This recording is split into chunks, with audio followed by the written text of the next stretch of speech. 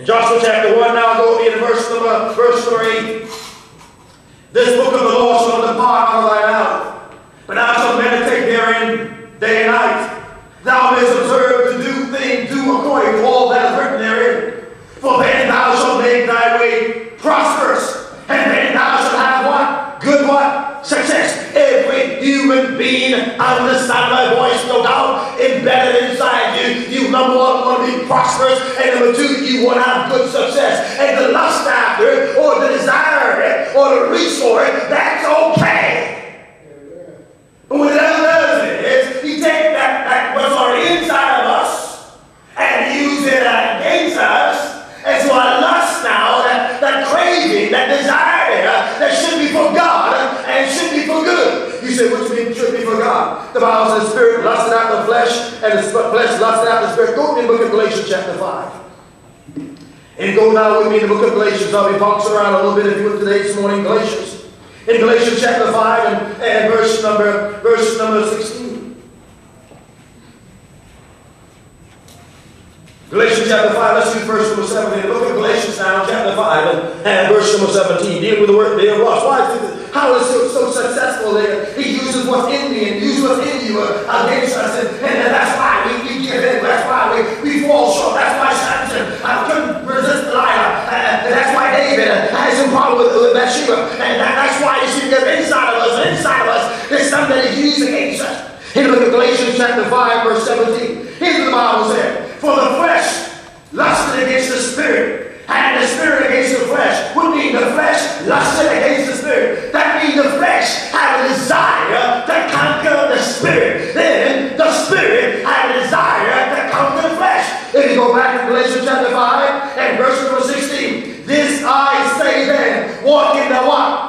Spirit, and he should not fulfill the what? Lust of the flesh. You see the flesh lusting after the spirit, and the spirit lusting after the flesh. That means this: the flesh says, "Spirit, I will come to you," instead of that person walking the spirit, then walk after the flesh. And the spirit says, "Flesh, we will come to you," instead of he walking the flesh, then walking the spirit. And both of them now have a strong desire to be victorious. There are two persons living inside of you: the old man and the new man. The new person in Christ and the old nature, and they're still living inside of you, and they're lusting after the other. This one want to conquer that one, and that one want to conquer this one. That's why Paul made a statement in Romans chapter 7. Go now in the book of Romans chapter 7.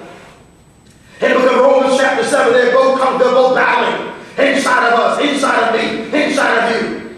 In Romans chapter 7, go quickly, Romans chapter 7. And just drop with a verse or two in Romans chapter 7 and begin with me in verse number 14. Romans chapter 7, beginning verse 14. The spirit lusting after the flesh, and the flesh lusting after the spirit. It's not a sexual thing. It's not a fleshly thing, because the spirit has a desire to say, listen, I want to be in control of that young man's life. I want to be in control of that lady's life. I want to be in control of that man's life. And the flesh said, oh, spirit, I'll control their life. I'll dictate where they go. I'll dictate what they do. And flesh and spirit are lusting after a strong desire to control. Now, Romans chapter 7 and verse number 14.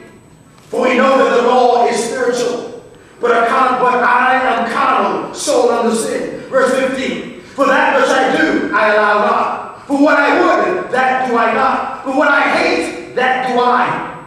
If then I do that which I would not, I consent unto the law that is good. Now then it is no more I that do it, but sin that dwelleth in me. Verse 18. For I know that in me, that is in my flesh, dwelleth no good thing. For to will is present with me, but how to perform that which is good, I find not. Paul said, listen, I have the will to do it, but the flesh won't let me. I have the will to live for God, but the flesh fighting against me. I have the will to serve God, but the flesh fighting against me. I have the will to read the word, but the flesh won't let me. I have the will to power for God, and the flesh fighting at me. All the things I should do, I find myself not doing. Things I should not do, I find myself doing. He said, why? Both are fighting, both are lusting after each other to control.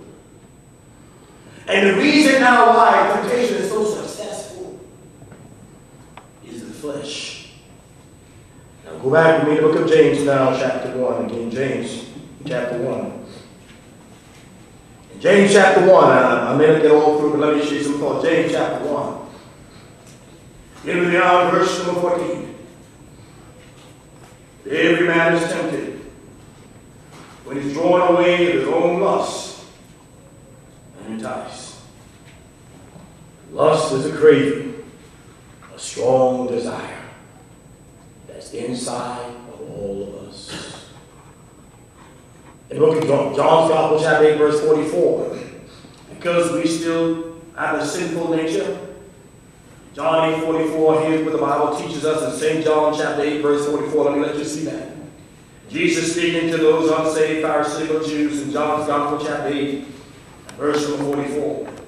Jesus made a statement in St. John chapter 8, verse 44. He said, ye are of your father, the devil, and the lust of your father you will do. He said, the lust of your father you will do. We see now there's a lust that should be craving for right and craving to do good. The devil takes that thing that is already in us and switches it to focus more on the flesh than craving to serve God. Every time we try to go turn that thing towards focus on God, the devil will come in there and bring that more lust that we have inside of us and begin to bring things before us and begin to turn that thing direction away from God and turn that thing right back on the flesh.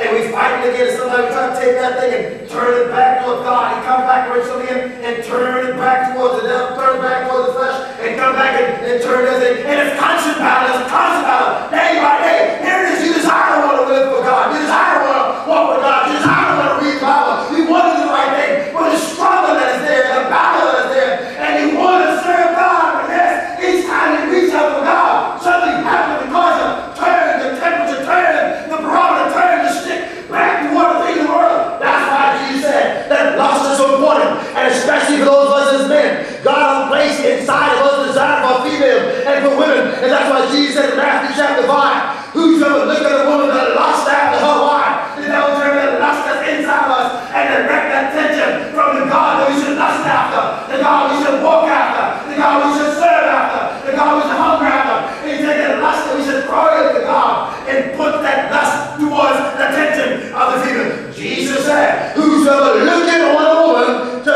lust after her. And we understand now, beloved, that the devil uses what's already in me against me. Amen. He uses what's already in you against you, even though it may be private. Because in Proverbs chapter 6, verse 25. And let's just talk to the fellas and get a little bit of the good, please. In Proverbs chapter 6, verse 25, because by the way, as many of you know, God made all of us as natural creatures, human beings, and praise God, we don't have nobody that's seeking the same sex in here. And you'll find it in the Bible too. And God placed desire for a man to be a woman, and that's natural. Desire to lust after or crave or crave a woman.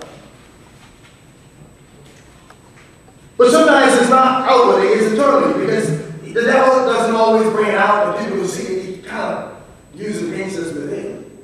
And so Proverbs chapter 6 begins to reveal to us and expose us that sometimes that may be within. In the book of Proverbs, now chapter 6, and dealing with the same lust area, Proverbs chapter 6, and go to verse number 24, verse number 23. Proverbs chapter 6, beginning verse 20. My son, Proverbs 6, 20. My son, keep thy father's commandment, and forsake not the law of thy mother. Bind them continually upon thine heart, and tie them upon thy neck. When thou goest, they shall lead thee. When thou sleepest, they shall keep thee. When thou wakest, they shall talk with thee. For the commandment is a lamp, and the law is light, and reproofs of instruction are the way of life, verse 24, to keep thee from the evil woman, from the flattery of the tongue of a strange woman. Now, verse 25, lust not after her beauty in thine heart, neither let her take thee with her eyelids. For by means of a horsewoman, a man is brought to a piece of bread, and now the devil like God, he not only externally bring that, but he internalized that, because the Bible said, lust not after her beauty in thy heart.